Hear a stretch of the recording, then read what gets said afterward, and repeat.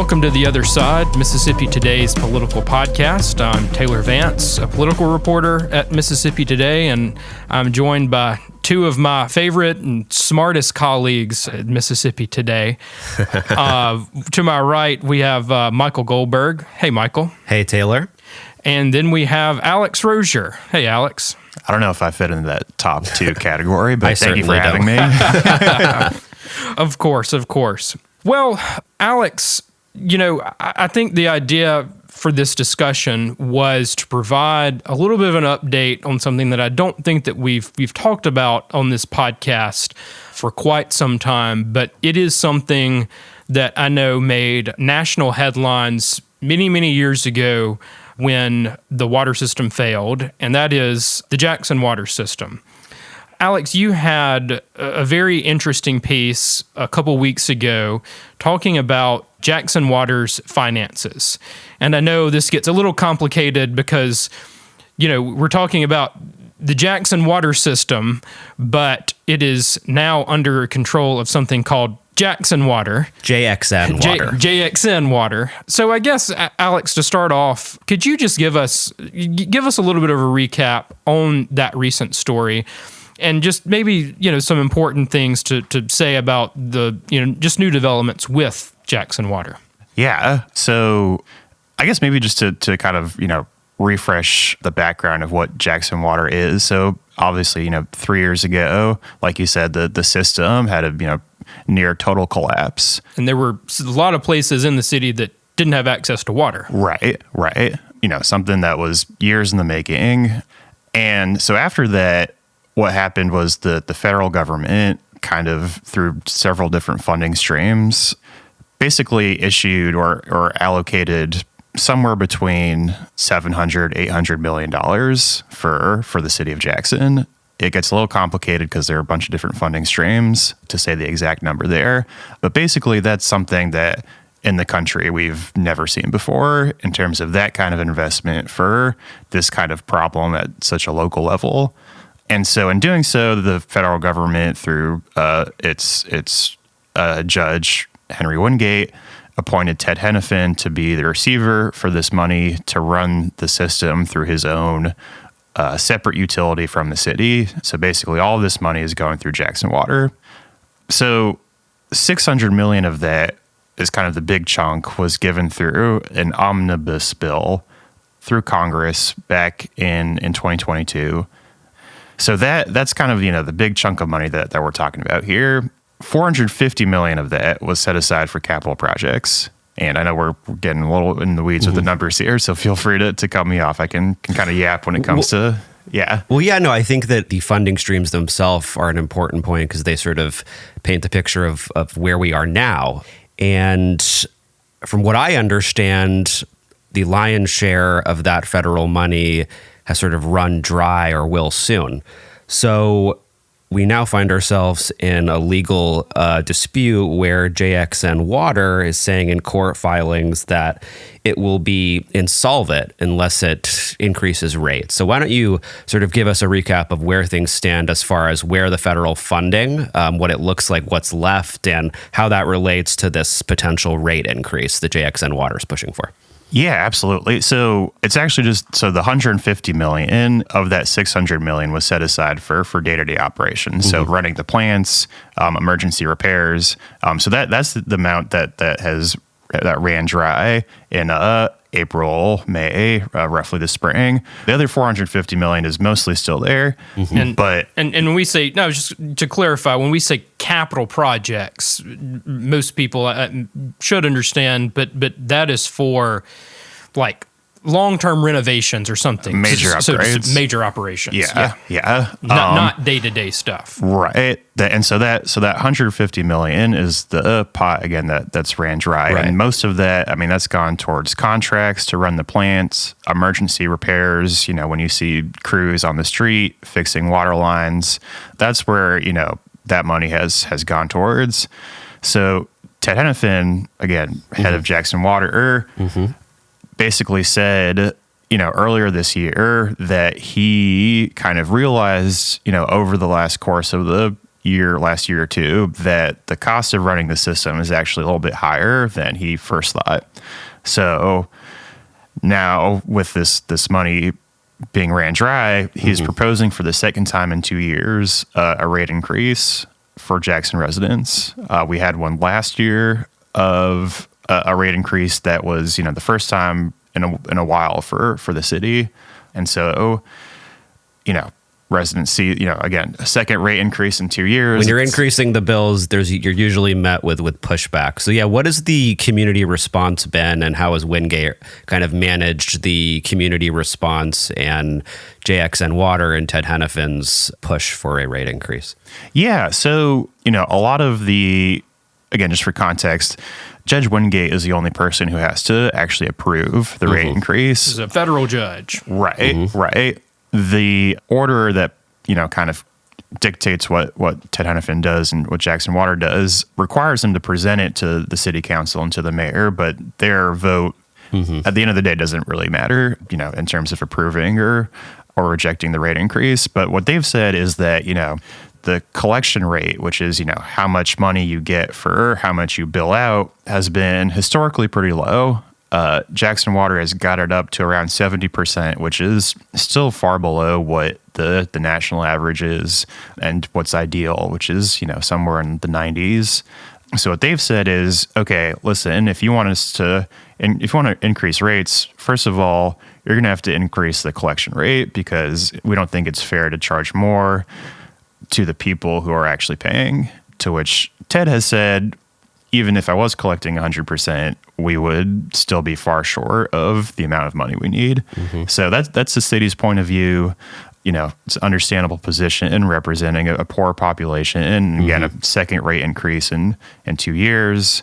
But again, rates for years leading up to the failures. And so, yeah, Judge Wingate has pushed back a little bit on Jackson Water, saying we need to go after these apartment complexes that owe, some of them are in, the hundreds of thousands of dollars, and also wanted to kind of track down some of the spending from that $90 million Siemens settlement. So we're at a little bit of a wall here as far as where the rate increase is, but that's kind of the context. Yeah. I'm curious what newly installed, newly sworn in mayor John Horn's opinion on this is. I mean, he is someone who should be no stranger to this issue. He is, as far as I know, a lifelong Jackson resident, or at least a very long Jackson resident, a long-time legislator. He served in the state Senate for decades, and now he is the Jackson mayor. So what is his opinion been on this?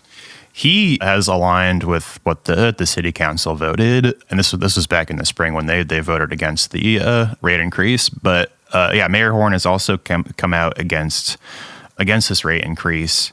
There is money that Mayor Horn has recently pushed for of that remember that $450 million that was not for day-to-day expenses. So basically they can't that money can't really be used to replace what the water bills and rates pay for. He has kind of pushed along with Jackson Water to get some of that money for day-to-day operations. And I believe that bill is being stalled in the Senate as we speak. But that's kind of where Mayor Horn is. But again, I think, it might just be, Ted Hennifan will say, even if we do get that money, we'll still have to raise rates. So I think, regardless of what happens with that money, I think we're still going to see this conversation. Yeah.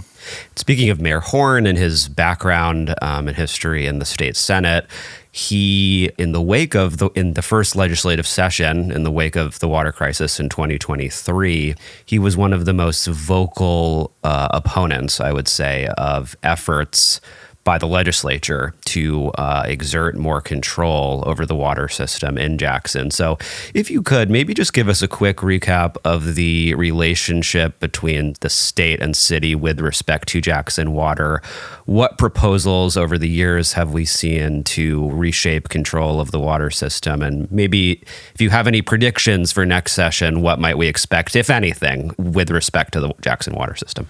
Yeah, so like you mentioned, in last few years, we've seen attempts by the state legislature to kind of remove long-term control of the water system from Jackson. We've seen, that carry out in other avenues, whether it's the airport or with its JPS. So and like you said, Mayor Horn has, when he was in the Senate, pushed back on some of those attempts. We have learned recently that he's kind of come out at least a little bit more open-minded to the idea of, a possible public-private partnership. Jackson Water, in a recent court filing a couple weeks ago, basically said, hey, we're at the point where we're losing money so fast that, originally we recognized that we wanted to keep control in the city's hands. That's what the federal government wanted when it gave all this money to the city. But it's gotten to the point where we're now going to have to consider, if the city's open to it, either public-private partnership or privatization altogether. Again, Judge Wingate will have to weigh in on all of this, but it's now, at least according to Jackson Water, it's gotten that dire where they're having to consider these other avenues. So we'll see what happens in the next session. I know, there are definitely a good number of lawmakers who would love to see some kind of outcome where it doesn't go back to the city. Yeah. We touched on this earlier, but I think I want to revisit this a little bit, and that is sort of the public opinion and the public perspective of this rate increase among ratepayers, among the citizens. You tell me if I'm wrong, but it seems to be this little bit of a perception that, if you're going to ask me for more money, if you're going to ask me to pay more, you better be doing a dang good job at running this system already. It's kind of like, I've heard it compared to when you go in and you ask your boss for a raise, your job performance better be good. And I know that's a little bit of a different... And we all have personal experience with that process. Yes, so. I can't go into a lot of my personal details, but I think we have all either at least have personal experience with getting large bills, or have had friends who have had issues with Jackson Water billing. So I guess do you mind going through a little bit of that perspective? Yeah, absolutely. I think it's important to remember that before Jackson Water took over, the bar was pretty low as far as billing, as far as just services, water outages. So even with the substantial investments that have been made, I think you can say that there have definitely been improvements as far as the collection rate, as far as, response times to certain like emergency line breaks. There's still, a lot of work that needs to be done. I think Jackson Water would admit that. So seeing that dynamic of, you're charging us more, but we still have these issues, I think, understandably, residents are kind of wondering, hey, what are you asking me to pay? And part of it is, the structure of the water billing that Jackson Water does, and I don't want to get too into the weeds of that, but basically because of the fixed costs in those water bills, the average resident is paying at least, $70, $80 a month, regardless of how much water they use. So that dynamic is, I think, understandably kind of a hard pill to swallow for a lot of folks. Again, in a lower income city, Jackson Water had, tried to create a discount through the SNAP program that got basically rejected in the appeals court recently. But without that discount, again, you're charging $70, $80 a month for something that's, a necessity. And again, in a lower income city. So it's just, it's a harder pill to swallow, again, with issues that remain. My water went out a couple nights ago. Right. we had a repair on my street. So it's not something that's going to get fixed overnight, but it's something that I think Jackson Water is from their perspective, again, they're saying that the cost of water had been artificially low for a while, and we say that this is what we need to get it where it needs to be. Right. So your water went out a few nights ago. We hear stories about that happening all the time. I mean, that obviously creates, instability. And that instability has reverberated outward and has impacted local institutions, maybe one of the most prominent of which is Jackson State University. And from what I understand, there's been some legal back and forth between Jackson State and JXN Water as well. So why don't you give us a quick recap of that situation? Yeah, absolutely. And our colleague Molly Menta did a great job covering the hearing last week. Yeah, so through ARPA funding, the federal infrastructure funding that came out a few years ago, one of those applications was through Jackson State to basically create a kind of a storage tank in case there's some kind of outage and they need a backup water supply. The dilemma that they're running into, which is now recently started to play out in Judge Wingate's court, is that the way that Jackson Water sees it is that, oh, you're storing so much water at your campus where you're basically creating a public water supply, because if that water is just sitting there and you're not treating it, then there could be issues with cross-contamination. So they're saying that, okay, y'all need to go out and hire, an operator, someone to treat the water that you're storing, because we're the ones that are responsible for the water at the end of the day. And Jackson State is pushing back and saying, no, we're not creating a public water supply. We're just, storing water here on campus for our own use. And we need this in case of emergency. So now they're in, a back and forth right now.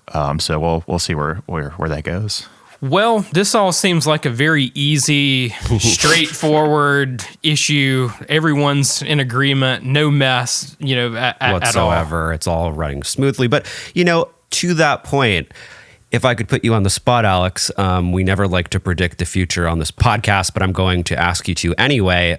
What is your sense from your reporting at this point of how prepared Jackson is for a future extreme weather event or a precipitating situation that might sort of force the water system or test the water system and the improvements that have been made? I mean, from what I remember in 2022, there was flooding at the water treatment plant, and that's what really in that case sort of kicked that crisis off. In prior years, it was cold weather, frozen pipes. So from your perspective and what you've seen and heard, have improvements been made yet that will prepare the water system for potential future crises? Yeah, I mean, it's a great question. Jackson Water has done some investments at the Obie Curtis plant, which is its main water treatment facility, to kind of winterize a plant. And so they've, made progress there as far as if we did get another cold snap, how the treatment plant would handle the cold weather. The thing that's still kind of an issue, my understanding, is that, we still have a bunch of these old small diameter water lines. When you have that change in temperature, you have that change in pressure, it leads to a lot of line ruptures, which leads to people losing service, people having low water pressure. So I think that's something that's not, that's, I think Ted Hennepin has said before, that's like a decade-long kind of project to replace all because you're talking about for the population of Jackson, it's geographically pretty large. And so you're talking about a lot of water lines that need to get replaced. So I think, there have been some improvements. I think, there's still concern, going forward with when we see that inclement weather and what happens.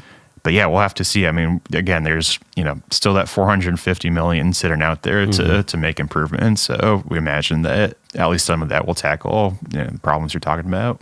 Right. Well, with hurricane season underway and the winter coming up, I know the JXN Water customers on this podcast will be reading your reporting with bated breath to see what happens. Yeah. Well, Alex, thank you for coming on. And I know you'll continue to keep us all updated on what happens in those very exciting meetings at the federal courthouse in downtown Jackson. But does Judge Wingate let you bring your laptop in?